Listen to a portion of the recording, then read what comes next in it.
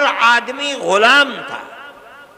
اگر کسی جگہ سے آزادی وطن کے لیے جہاد کی آواز نکلی ہے وہ مدرسہ ہے. سب سے پہلا آدمی 1803 کے اندر جس دن انگریز نے کہا کہ ملک بادشاہ کا اور جنتا اللہ کی، لیکن حکومت آج سے ایسٹ انڈیا کمپنی کی ہے، سب سے پہلی آواز اس بات کی کہ ملک غلام ہو گیا اور آزادی وطن کے لیے جہاد کرنا ہر مسلمان اور ہر ہندوستانی کا فرض ہے. ایک عالم دین کی آواز تھی جو حضرت شاہ ولی اللہ محدث دہلوی کے بیٹے اور ان کے بیٹوں میں سب سے زیادہ علم جن کے دماغ اور سینے کے اندر پیوستہ شاہ عبدالعزیز صاحب محدث دہلوی، ایک مدرسے کے اندر دلی میں جس کو لوگ ان کے دادا کے نام پر رحیمیہ مدرسہ کہتے ہیں، آج بھی وہ کلا محل کے اندر اس مدرسے کی باقیات موجود ہیں. اس مدرسے سے آواز نکلی تھی کہ ملک غلام ہو گیا، ہندو غلام ہے، مسلمان غلام ہے، اکثریت غلام ہے، اقلیت غلام ہے. ہمیں جہاد آزادی کرنا ہمارا مذہبی فریضہ ہے. مدرسے کا یہ کردار ہے. اس مدرسے کو لٹوا دیا گیا، نام و نشان مٹ گئے، لیکن شاہ عبدالعزیز صاحب کو زہر دے دیا گیا، دلی سے نکال دیا گیا. لیکن وہ ایسا مرد مجاہد تھا کہ سب کچھ برداشت کیا مگر اس سے پیچھے نہیں ہٹے. ہو یہ ایک مدرسے سے نکلنے والی آزاد تھی. میں کہتا ہوں کہ آج جن مدرسوں کے اندر تالے لگائے جا رہے ہیں یہی مدرسے تھے. سب سے پہلا مدرسہ دلی کا مدرسہ تھا جس نے غلامی کے خلاف آواز نکالی اور اتنے بڑے بڑے افراد کو پیدا کر دیا جنہوں نے 150 سال کی محنت کے بعد ملک کو آزاد کرا دیا. میں کہتا ہوں میری سمجھ میں نہیں آتی آج ان مدرسوں کو یہ کہا جائے کہ یہ دہشت گردی کا اڈا ہے. جو پڑھایا جا رہا ہے وہ دہشت گردی پڑھائی جا رہی ہے. اس کا مطلب ہے کہ وہ ایسے جاہل اور بے وقوف ہیں کہ انہیں ملک کی تاریخ کا کچھ پتہ نہیں ہے. پھر آپ دوسری جو سب سے بڑی چیز ہے وہ مساجد کے اوپر ہے. بلڈوزر چلائے جا رہے ہیں، جاہل ہیں، لوگ نہیں جانتے. حضرت شاہ عبدالعزیز صاحب نے مرکز مسجد کو بنایا تھا اور ایک اپنے خاندان کے شاہ اسماعیل شہید اور ایک آپ کے قریب رائے بریلی کے حضرت مولانا علی میاں صاحب رحمۃ اللہ علیہ کے آباء و اجداد میں جو ان سے متعلق تھے شاہ عبدالعزیز سے، ان دونوں کو جہاد آزادی وطن کے لیے کھڑا کیا. لوگ نہیں جانتے. اور مرکز ایک مسجد کو بنایا دلی کے اندر، اس کا نام تھا اکبری مسجد، جس کو شاہ جہان کی بیٹی اکبری بیگم نے اس مسجد کو تعمیر کیا تھا. اس مسجد کو سید اسماعیل شہید رحمۃ اللہ علیہ کی تحریک کے لیے مرکز بنایا گیا. وہ تحریک یہیں سے چلی ہے. ان مسجدوں کو کہا جاتا ہے کہ ان کے اندر تالے بند کرو، بلڈوزر سے ان مسجدوں کو گرا دو. ارے پاگل ہو، بے وقوف ہو، اگر تمہارے گردن کے اندر غلامی کا طوق پڑا ہوا تھا، تم غلام تھے انگریز کے، تمہارے اندر ہمت نہیں تھی کہ تم انگریز کے خلاف کچھ کہہ سکو، اگر آواز اٹھی ہے انہی مسجد اور انہی مدرسوں سے اٹھی ہے. آج لوگ نہیں جانتے، انگریز نے اس مسجد کو جو اکبری بیگم شاہ جہان کی بیٹی کی بنائی ہوئی تھی، ان کی تحریک کے خلاف اس کو تہس نہس کر دیا، دفن کر دیا۔ وہ پارک ہے، ایڈورڈ پارک اس کا نام تھا، آج سبھاش اس کا نام ہے۔ دنیا نہیں جانتی جن مدرسوں کو اور مسجدوں کو تم بلڈوزر چلا کر برباد کر رہے ہو، یہی ملک کی آزادی اور غلامی سے نکالنے کی بنیادیں تھی، لوگ نہیں جانتے۔ میں یہ کہتا ہوں کہ کس بنیاد کے اوپر تم ان کی مخالفت کرتے ہو؟ یہی مدرسے تھے کہ اس کے بعد جب تم نے ان مدرسوں کو برباد کرا دیا، انگریز نے برباد کیا، تحریک اپنی جگہ پر رہی، ختم نہیں ہوئی۔ حضرت شاہ اسماعیل شہید رحمت اللہ علیہ اور ان کے ساتھی آزادی وطن کے لیے صوبہ سرحد جو آزاد قبائل ہیں وہاں پہنچ گئے، جہاد کرتے رہے، یہاں تک کہ سن 1832 کے اندر وہ شہید ہو گئے جہاد کرتے کرتے، چھوڑ دیا لوگوں نے، تتر بتر ہو گئے، لیکن لوگ واپس آئے، اور آنے کے بعد سن 30-32 سے لے کر سن 57 تک اپنا کام کرتے رہے، یہاں تک کہ 1857 کے اندر انہوں نے پھر دوبارہ جہاد کو بلند کیا، جس کو انگریز نے غدر کا نام دیا۔ اس جہاد کے اندر تاریخ کو اٹھا کر دیکھو، آج مصیبت یہ ہے کہ مرکز سے لے کر صوبائی حکومت تک کوئی پڑھنے والا آدمی نہیں ہے، بڑے سے بڑا ان پڑھ آدمی بیٹھا ہوا ہے۔ سن 1857 کے اندر جہاد کے اندر صرف دلی میں روشن مستقبل، روح روشن مستقبل، ان کتابوں کو اٹھا کر دیکھو، صرف دلی کے اندر 32,000 علماء کا قتل ہوا ہے۔ کون لوگ تھے یہ وہی تحریک تھی جو شاہ عبدالعزیز صاحب رحمت اللہ علیہ نے دلی کے ایک مدرسے سے اس تحریک کو بلند کیا تھا، جس کا مرکز اکبری مسجد کو بنایا تھا۔ اس مسجد کی در و دیوار آج بھی اینٹیں دفن ہیں۔ ابھی 5-7 سال پہلے شعیب اقبال جو اسمبلی کے ممبر ہوا کرتے تھے، اتفاق سے وہ زمین کو کیوں کھودا نہیں معلوم، اس کے باقیات مل گئے، لیکن بی جے پی گورنمنٹ نے ان کو باقیات کو باقی نہیں رہنے دیا، اس کو پھر پاٹ کر کے زمین کے اندر دفن کر دیا گیا۔ وہ ایک تاریخ تھی۔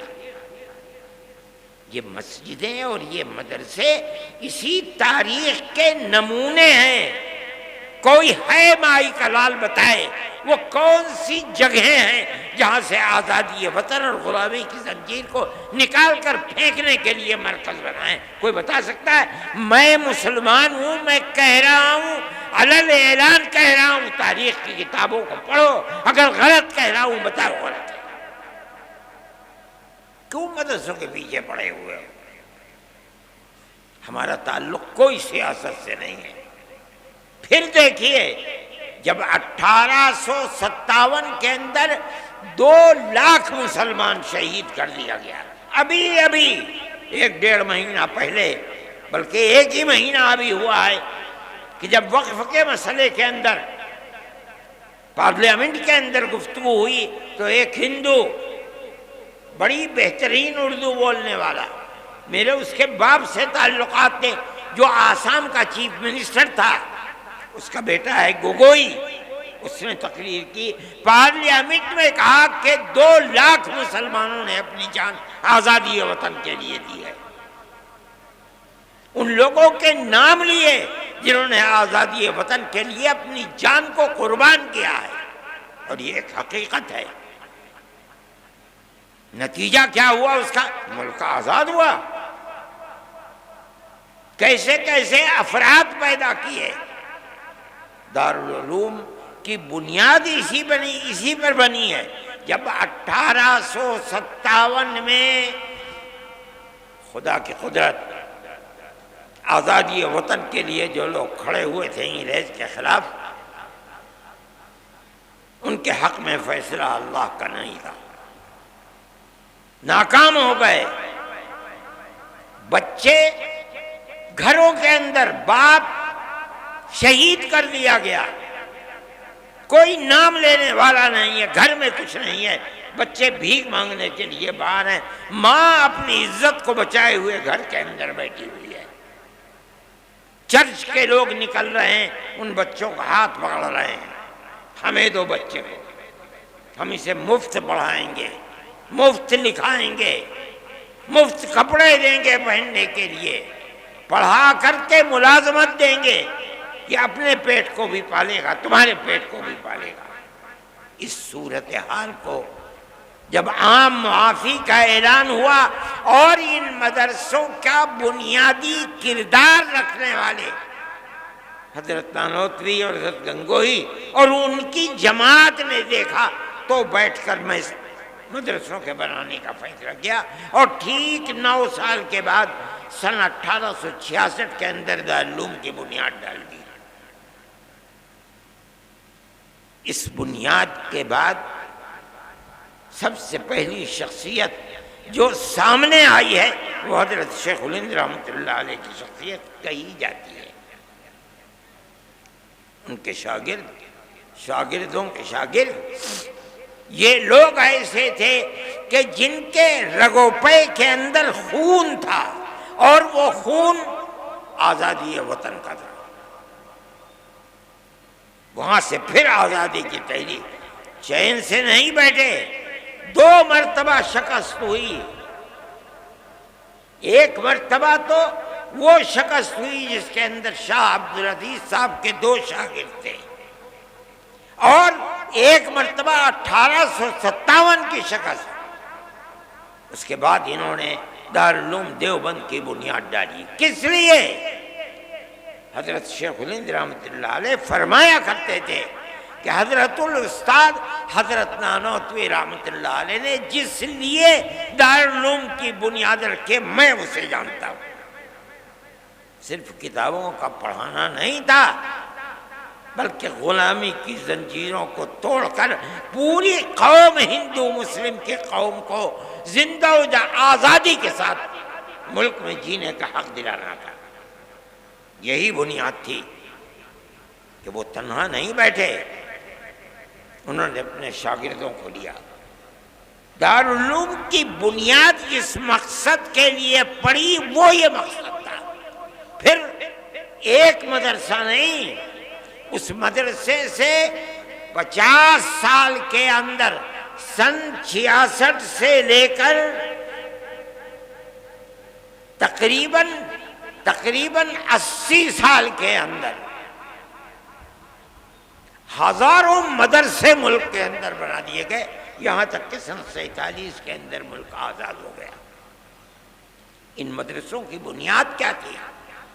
آزادی وطن بنیاد تھی، غلامی کی زنجیروں کو توڑنا تھا، یہی بنیاد تھی کہ حضرت شیخ الہند رحمۃ اللہ علیہ نے آخری سانس ملک کی آزادی کے لیے انہوں نے اور ان کے شاگردوں نے، مفتی کفایت اللہ صاحب، شاہ جہاں پوری، حضرت مدنی، انور شاہ کشمیری، اور اس کے بعد ان کے شاگرد، یہاں تک کہ ملک سن 47 کے اندر آزاد ہو گیا۔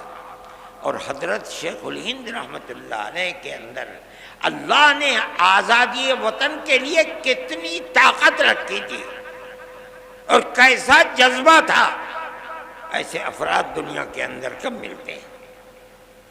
حضرت جب واپس آئے مالٹا کی جیل سے سن 1919 کے اندر، بلکہ سن 1920 کے اندر، جمعیت علماء 19 میں قائم ہوئی اور 20 میں حضرت شیخ الہند مالٹا کی جیل سے ہندوستان واپس آئے ہیں۔ تو ریاست بہاولپور کے ان کے جو سب سے قریبی آدمی تھے، گویا کہ وزیر اعظم تھے، سر رحیم بخش، انگریز نے ان کو سر کا خطاب دیا تھا، انگریز نے ان کو بھیجا تاکہ حضرت شیخ الہند سے ملے اور یہ کہیں کہ حضرت آپ چلے گئے، دارالحدیث دارالعلوم دیوبند کی سونی ہو گئی، لوگ آپ کے پاس آ کر کے تصوف کی مشق کیا کرتے تھے، ذکر الہی میں مشغول تھے، وہ بھی سلسلہ ختم ہو گیا۔ اب آپ چند روز ہے، خدا جانے کتنے دن کی زندگی ہے، آپ ایک جگہ بیٹھ جائیے۔ آپ نے پوری کوشش کر لی انگریز کو ہٹانے کے لیے، مگر انگریز حکومت تو اپنی جگہ سے ٹس سے مس ہوئی نہیں ہے۔ تو پھر آپ کو اپنی زندگی، وہ کام جو آپ کے بعد ختم ہونے کو ہیں، انہیں پھر دوبارہ زندہ کرنا چاہیے۔ وہ بوڑھا آدمی جو وہاں سے آنے کے بعد 1 سال اور کچھ مہینے زندہ رہ سکا، اس نے کیا جواب دیا؟ اسی مدرسے سے نکلے ہوئے لوگ تھے، انہوں نے کہا آپ اپنی بات پوری کر چکے؟ کہا کر لی۔ فرمایا کہ میں بوڑھا ہو گیا، جس سرزمین پر انگریز کی حکومت ہے وہاں جینا تو جینا، اس سرزمین پر مر کے دفن ہونا بھی مجھے گوارا نہیں ہے۔ میں تو ہندوستان صرف اس لیے آیا ہوں کہ میں آ کر اعلان کروں کہ انگریز کی غلامی حرام ہے۔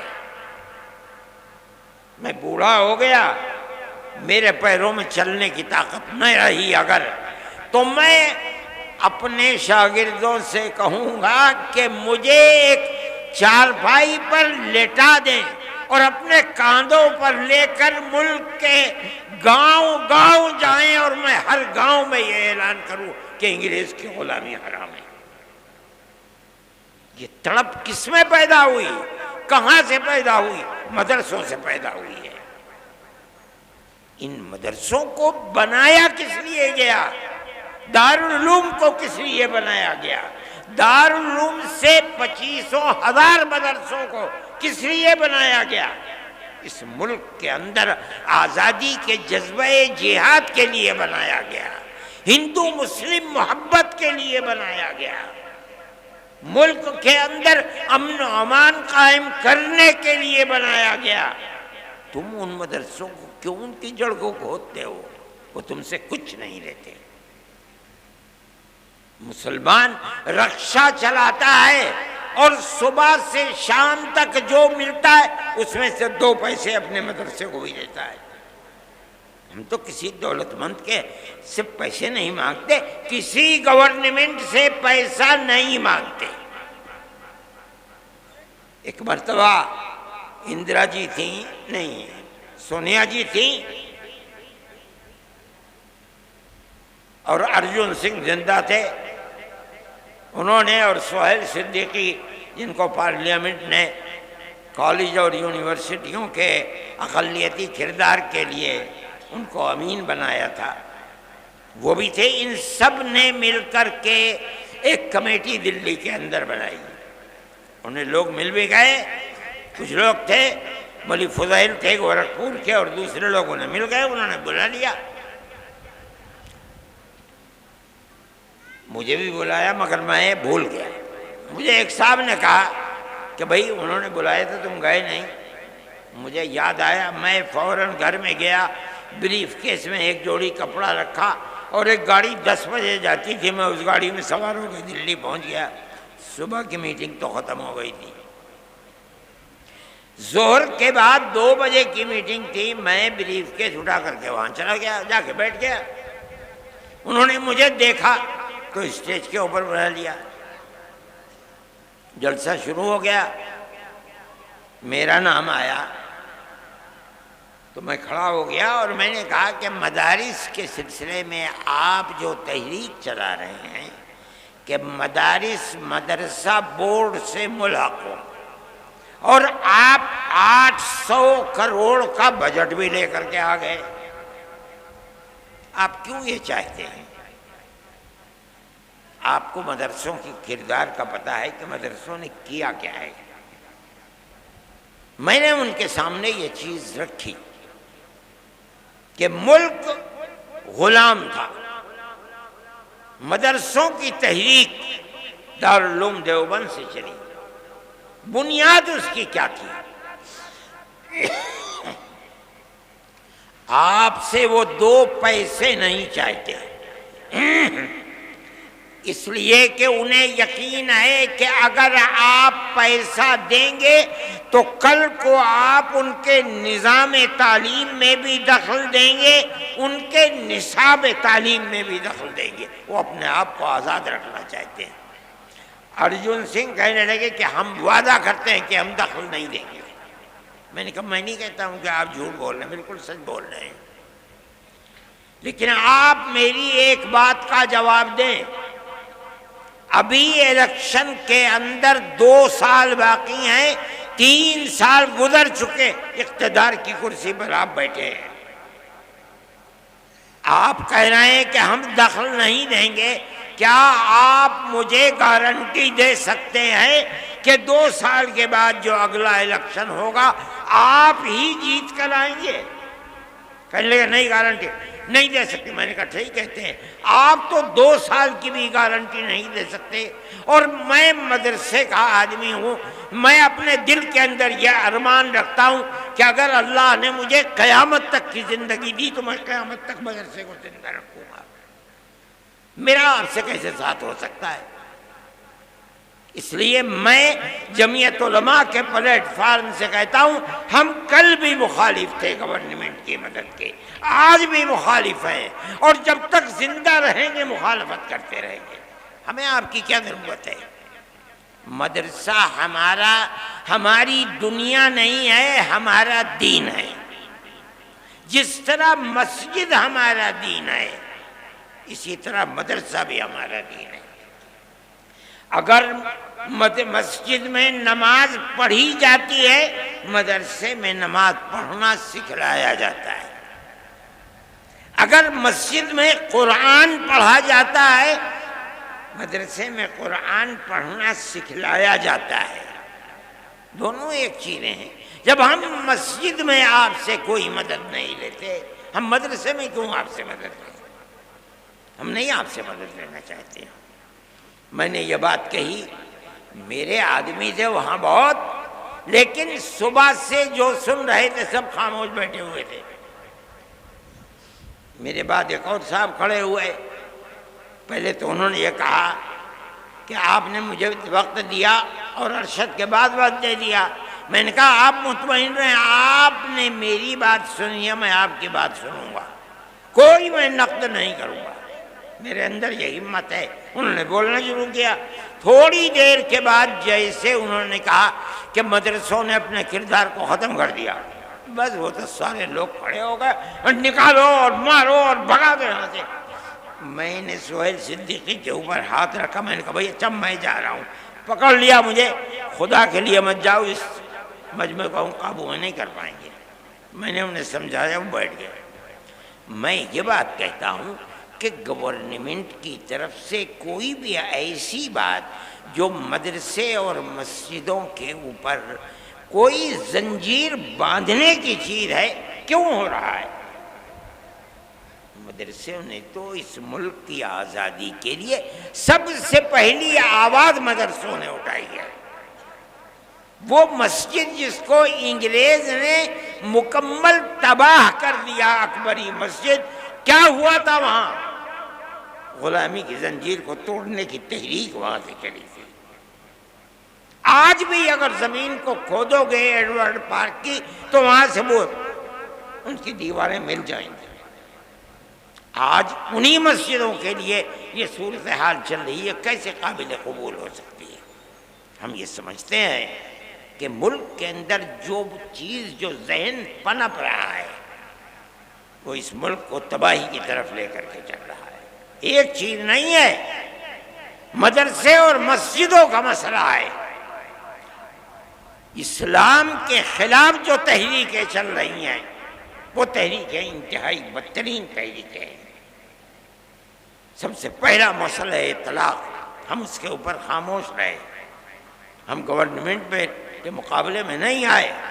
ہم نے یہ سوچا کہ بھئی ایک چیز ہے، چلو جس کے دل کے اندر ایمان ہے وہ اسلام کے قانون پر عمل کرے گا، جو کورٹ میں جائے گا کورٹ اس کے لیے فیصلہ کرے گا۔ لیکن اس کے بعد اسلام کے نظام کو درہم برہم کرنے کے لیے آگے آ گئے۔ اتراکھنڈ کے اندر یہی صورتحال چل پڑی۔ پھر چلیے اتراکھنڈ کے اندر چل رہی تھی، مرکزی گورنمنٹ نے اس کے سلسلے میں تمام ادیان کو ملا کر کے ایک نیا دین بنانے کی بات کو شروع کر دیا۔ ہم اس کے مخالف تھے۔ دستور کے اندر جو ہندوستان کا دستور ہے، جمعیت علماء، ہمارے اکابر شیخ الہند مولانا ابوالکلام آزاد، مولانا حفیظ الرحمان صاحب، جو لوگ پارلیمنٹ کے اندر گھسے ہوئے تھے، اور جمعیت علماء برابر جیسے جیسے آزادی وطن کی چیز سامنے آ رہی تھی ہمیشہ عہد لیتی چلتی تھی، ہم سے وعدہ کرو کہ ملک آزاد ہوگا، جو گورنمنٹ بنے گی، جو دستور بنے گا وہ سیکولر دستور ہوگا۔ اور کانگریس ہم سے وعدہ کرتی چلتی تھی۔ میرے پاس تحریریں موجود ہیں کہ جن کے اندر موتی لال نہرو، جواہر لال نہرو، گاندھی جی، کانگریس کی ورکنگ کمیٹیوں کی تجاویز ہیں۔ وہ کہتے ہیں کہ ہم یقین دیتے ہیں کہ مسلمانوں کا مذہب، مسلمانوں کے اوقاف، مسلمانوں کی مسجدیں، مسلمانوں کے امام باڑے، ان کی زبان، ان کا کلچر، ایک لمبی فہرست، ہر چیز محفوظ رہے۔ ملک آزاد ہو گیا۔ آزاد ہونے کے بعد ملک کا دستور بنا۔ ایسے لوگ تھے جو یہ کہتے تھے کہ ملک آزاد ہوا، لیکن مسلمانوں نے اسلام کے نام کے اوپر ایک ٹکڑا ملک کا لے لیا، اس لیے اب ملک کا دستور ہندو دستور ہوگا، انہوں نے لے لیا۔ جمعیت علماء تھی جو لے کر کے بیٹھ گئی۔ ہم نے ملک کو تقسیم نہیں کرایا، ہمارے اوپر جوتوں کے ہار ہمارے گلوں کے اندر پڑے، ہمیں مارا گیا، لیکن ہم نے جس چیز کو صحیح سمجھا تھا، ملک کی تقسیم کی مخالفت کی۔ ہم پاکستان نہیں گئے۔ اگر ملک کی تقسیم پر دستخط کیے، تم نے دستخط کیے، ہم نے دستخط نہیں کیے۔ اگر قصور ہے تمہارا قصور ہے، ہمارا قصور نہیں ہے۔ شریف لوگ تھے، اس چیز کو سمجھے۔ جمعیت علماء کی اس تحریک کی بنیاد کے اوپر مجبور ہوئے اور ملک کا دستور سیکولر دستور بنا۔ دفعہ 25، 26، 29 لا کر رکھی گئیں، جن کا حاصل یہ ہے کہ ملک کی ہر اقلیت کو، چاہے وہ زبانی اقلیت ہو چاہے مذہبی اقلیت ہو، اپنے مذہب کے مطابق اپنے ادارے بنانا، ادارے بنا کر چلانا، ہر چیز جائز ہے اور بلا کسی کھٹکے کے جائز ہے۔ یہ وہ ہے دستور، جو دستور ہے ملک کا، اور یہ سیکولر دستور ہے۔ اسی بنیاد کے اوپر مسلمان زندہ ہے۔ آج فرقہ پرست طاقتیں دستور کی ان شقوں کو کاٹ نہیں سکیں ابھی تک، لیکن اس کے خلاف کام کر رہے ہیں۔ کس بنیاد پر ہماری مسجدوں کو توڑا جا رہا ہے؟ آپ کو ہمارے مدرسوں سے کیا لینا ہے؟ ہمارے مدرسے کے اندر پڑھنے والے کوئی احتجاج نہیں کرتے، بسوں کو آگ نہیں لگاتے، ریلوں کو آگ نہیں لگاتے، کوئی جھگڑا نہیں کرتے، امن و امان کے ساتھ زندگی گزارتے ہیں، پڑھتے ہیں اور اپنی زندگی کو گزارتے ہیں۔ آپ کے اوپر کیوں شاخ گزرتی ہے یہ بات؟ کیا آپ ملک کے امن و امان کو پسند نہیں کرتے؟